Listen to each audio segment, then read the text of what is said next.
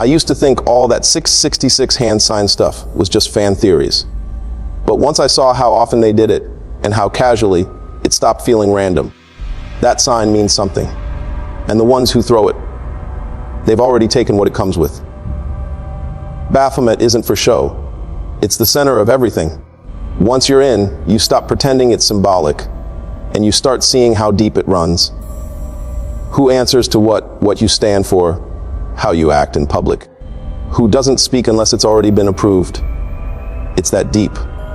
What we hear is the music, but nobody knows or sees where it comes from. And if you get too close to the source, if you breathe in the wrong thing at the wrong time, it never leaves you. I don't care how strong you think you are. That gory smell of being marked gets in, and it stays forever in exchange for fame, power, and wealth. But before I continue to tell you what I know, I want to ask you this. Do you think they all know what it means when they throw that sign? Or is it all a coincidence that they all throw this sign? Comment what you think. Don't forget to subscribe to this channel, as I have more coming up that they want hidden.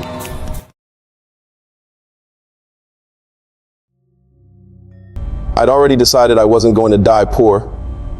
Not in this city. Not after everything I gave just to keep from being invisible. I didn't need fame. I needed access. Just enough to land in the right room, long enough for the right person to hear me, and decide I was worth keeping around. That's how it works now. Talent doesn't just get discovered anymore. It gets selected, quietly, strategically, by people most of us don't even see on our screens. And at first, it feels like things are finally working. You start getting called up. You get signed, booked, reposted by pages that never used to notice you. You sell out a room then too. You convince yourself it's happening because you worked harder than the rest. And maybe that's partly true. But the deeper you go, the clearer it gets. There's another layer, and you don't move past it without giving something back. One day, they come to you with a request, not a contract, not a conversation. A quiet instruction, delivered with the same calm as a hotel reservation. And what they ask for, most people can't afford to give. That's when everything starts to shift. When the center breaks, you either surrender and stay on top, or you say no and start watching everything fall. The gigs stop. Your songs disappear from playlists. People you've known for years stop returning your calls. Some artists survive that. Most don't. And the few who do, if you look closely, you'll realize they never looked the same afterward. I was already standing on that edge when the offer came. My music career had just begun to lift off. Me and two of my closest friends had formed a band a few months earlier. We were small, but we had rhythm, chemistry, and just enough traction to make us feel like it could turn into something real. We started playing in local clubs. First on slow nights, then weekends. Then we started getting requests to open for bigger artists. It wasn't life-changing, but it felt like it could be. And that's a dangerous place to stand in this industry. Almost there. Then one night we played at a city show that pulled more people than usual. A mix of industry heads, mid-level talent scouts, influencers who knew how to sniff out the next wave. I didn't expect anything to come from it. But by the time we were off stage, someone had already approached our drummer with an invitation. He didn't know who the man was. None of us did. But he handed over a sealed envelope and said we were being considered for a discovery showcase. Said it was private, curated, and that some of the most powerful names in the game would be in attendance. One name caught our attention immediately. Beyonce. I was going to turn it down. I even tried to convince my friends not to take it seriously. The music scene is filled with fake events and fake people who promise big things and deliver nothing. But this didn't feel like a scam. The invite wasn't digital. It was printed on heavy cardstock, sealed in a strip of wax with no return address. And the list of names inside, it wasn't public. It wasn't designed to attract clout. These were people who didn't need to show up for anything.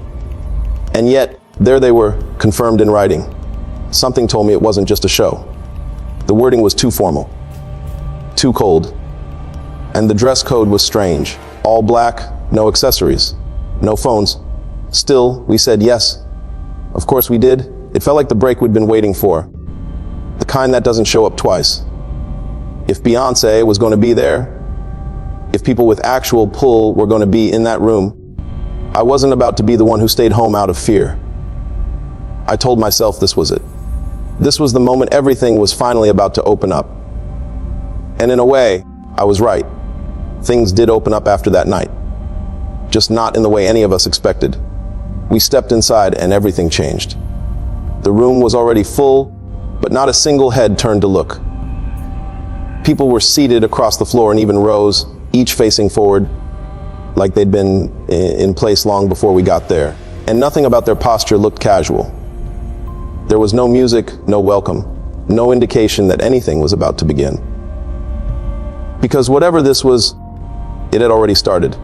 Some of the faces stood out immediately, not because they were dressed differently, but because they shouldn't have been there at all. There was an R&B artist I hadn't seen since his tour got canceled years ago, and a producer whose name stopped showing up on credits after a label dispute that ended in court. Then I saw a woman who, for the last 5 years, had been listed in fan tributes as another overdose story.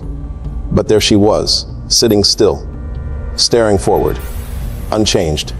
They weren't being honored. They weren't being watched. They were part of whatever this was. That's when I started thinking about everything I used to ignore. The triangles that flashed too quickly to screenshot. The horned silhouettes built into stage lighting. The symbols that show up on album covers, then disappear after a first pressing. It's always the same pattern. Same hand signs, same eye placements, always dismissed as style, never addressed again. But once you see it, and you know what to look for, you start recognizing who repeats it. People mock it like it's a game, like only conspiracy theorists still talk about Baphomet and occult signs in music. But they never explain why Beyonce's staging keeps returning to that shape, or why Jay-Z's triangle isn't just merch anymore. It's a signal. Every artist who follows that structure learns to move in silence, until silence becomes the only way they're allowed to speak. The deeper they go, the more consistent it becomes, and the less they deviate from the rhythm. This wasn't an ordinary dinner. The people in that room hadn't come to be seen. They'd already been processed, already crossed through something the rest of us were just stepping into. I started realizing none of it was about music. This wasn't about who could sell out a tour or who had followers. It was about alignment, and whatever ran that space only dealt with the ones who could fall in line without breaking formation. I tried to stop scanning the crowd, but there was pressure in the air that made it hard to keep still. The room felt clean, but the air didn't. There was something faint and industrial clinging to the inside of my nose. It wasn't strong, but the more I stood still, the more it burned. No one else moved. No one reached for anything. Everyone sat exactly where they were, like stepping out of position might shift something they weren't allowed to see. I still didn't know what I was walking into, but I stopped thinking we were just guests. We weren't there to entertain anyone. We were brought in to prove something. And I couldn't tell yet if that meant we were being offered or tested right there. And then I figured out I wasn't standing in a dinner. This was a full-blown initiation, and I was terrified. I couldn't even bring myself to think about leaving because I knew I wouldn't be followed or found. They would have dropped me without hesitation, and no one would have cared. I was a nobody in their eyes, just another broke boy jumping from one studio to the next, asking for features, hoping to get into the right room. I knew if I ran, I'd vanish, and it wouldn't make a sound. What I saw inside that room, I still don't have the words to explain. There were sacrifices, real ones. Some of them looked staged at first, but the longer I watched, the more I knew it wasn't for show. There were chants I didn't understand, strange rhythms and songs that were being offered up to something, and the people chanting didn't look afraid. They looked practiced, like they knew exactly what they were calling. Then came the throne. Tall, black, and heavy, looking, set at the end of the room like it had always been there. We were told to get up and walk around it. That's when I saw the horns fixed to the top, sharp, curved, unmistakably shaped like Baphomet. My chest tightened the moment I got close. I felt my stomach push into my throat. Something was wrong. And then I smelled it. There was a stench rising from beneath the throne. It wasn't strong at first, but it grew fast. It smelled rotten and metallic, like old meat burning over something chemical. I tried to ignore it, but then I saw the smoke. Thin gray trails slipping out through the floor, right from under the base of the throne. Something was down there. Something cooking, maybe burning, and whatever it wasn't food. Up until that moment, I never believed in demon stuff. Just like most of you probably don't. I thought all those online videos and hand signs were for attention, for image, for branding. But being in that room, watching them move around that throne like it was sacred, hearing them sing into nothing, breathing in that smell, I couldn't lie to myself anymore. This was real, and it was dark. I looked around for my friends, but we'd already been separated. Some of them were still standing. Some had their eyes closed. Whatever decision had to be made here, we had to make it alone. After the chants ended, a few of the older ones gave speeches. They weren't dramatic or loud, just calm and sure. They talked about immortality, legacy, and the price of staying at the top. They didn't use spiritual words. They used business terms. But what they described wasn't business. It was transformation. It was surrender. I couldn't hold on to most of what they said. Parts of my memory from that night are still broken, like something blurred it on purpose. But I remember how my body felt, frozen, trapped inside my own skin. That was when my mind started flashing back to all the times I saw artists throw up that sign. I used to think it was just swag, just something cool to match the beat. But now I know better. That sign isn't for fans. It's not a trend. It's a contract. It's a symbol for what you've handed over and who you now belong to. Beyonce didn't start that way. In the early years, she sang about faith and light and strength. Her voice came from something pure. But then the visuals shifted. The lyrics turned colder. The imagery started changing. More red, more isolation, more symbols carved into shadows and flash frames. Jay-Z had been flashing the triangle long before that. And after she followed, the rest of the industry moved with her. It's the same with others. Some started out clean. They sang about heartbreak, joy, dreams. But somewhere along the way, the tone darkened. The shows got heavier. The smiles got stranger. And before long, they were throwing the same signs and hiding behind the same visuals. Once you see what happens inside that room, you stop calling it branding. You understand what it really is. And you understand what it costs for those still watching. I need to ask you this, be honest. Have you ever watched someone you used to love perform and thought, this isn't the same person anymore? I want to hear who you've seen it happen to. The more I sat with it, the clearer it became. This wasn't a one-time thing. It wasn't some secret party or underground event. It was a structure, something rehearsed and repeated, and the deeper I thought about it, the more I understood that this industry doesn't operate like a business at all. It functions like a cult. And that structure has been here long before I ever picked up a mic. People have been chasing power for generations. Some are willing to hand over anything to keep it. And this system, it feeds on that desperation. It doesn't build talent. It selects who stays, who gets seen, who keeps climbing. That's when the symbols start making sense. Not as decoration, but as declaration. The eye is everywhere, etched into stage designs, hidden in visuals, mirrored in choreography. That triangle gesture isn't branding. It's history. It's control. Long before it appeared in music, it sat above thrones, behind pulpits, inside rooms where decisions were made far from any spotlight. And now it floats above performances, lights up tour sets, frames entire careers. I used to think it was all showmanship until I stood in that room and saw it built into the ceiling, centered over the throne like it was watching us. The seating was deliberate. No one behind it, everyone in clear view. The walls pulsed with that same shape, and the entire arrangement felt less like a celebration and more like an offering. I moved when others moved, kept my face neutral, stayed aligned.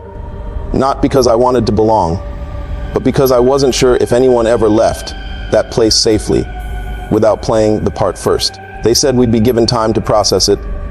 The decisions didn't have to be made right away.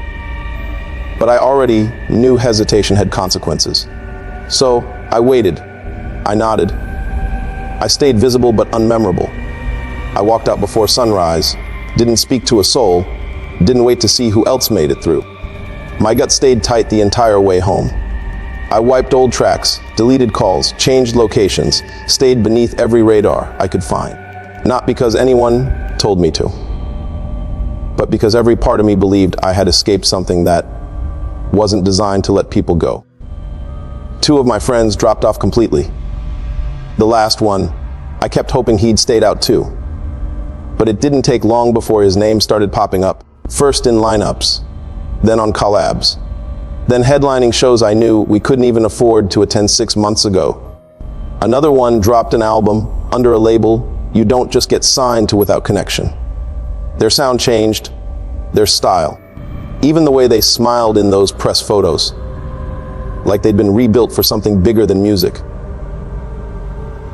They don't talk about what happened. They don't bring up that night. But I see it every time I hear their voices or watch them stand next to people they used to joke about. I remember the versions of them before that dinner.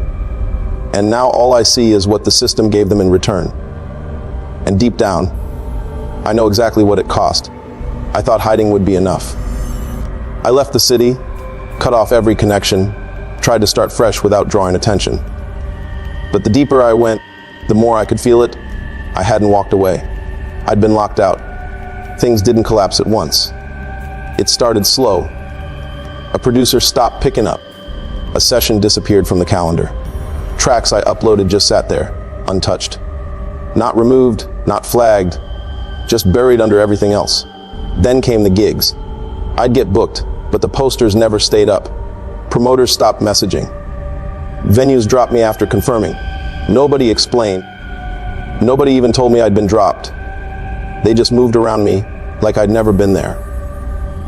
I kept trying to convince myself it was bad timing, but it never got better. It just kept happening, one layer at a time, until I realized it wasn't random. I hadn't been forgotten. I'd been removed.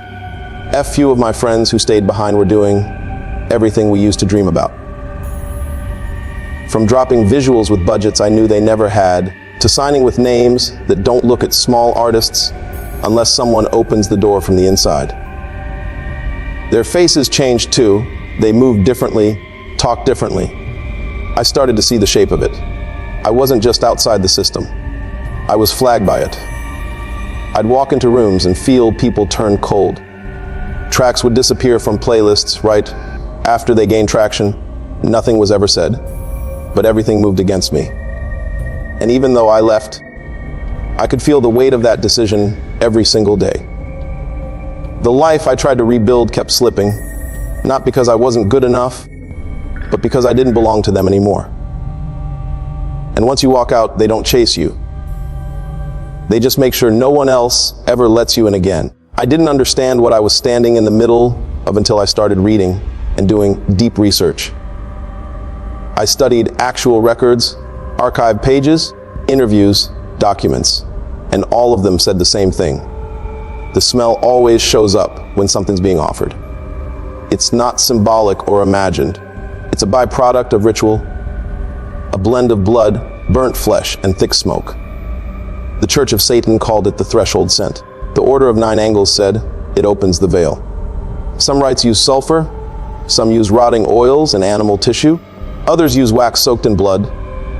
But whatever version it is, it always carries the same weight.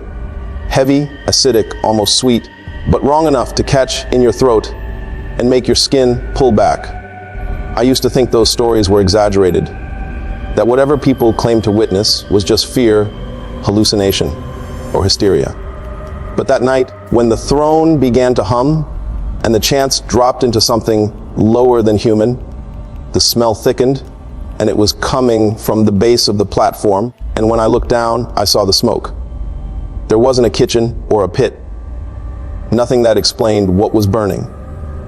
But it was deliberate, and it wasn't alone. The entire room had been prepared for it. The circles carved shallow into the wood, the blood stains tucked into seams, bowls lined with dark residue sitting behind every chair like they'd been used and forgotten. This wasn't just a random invite.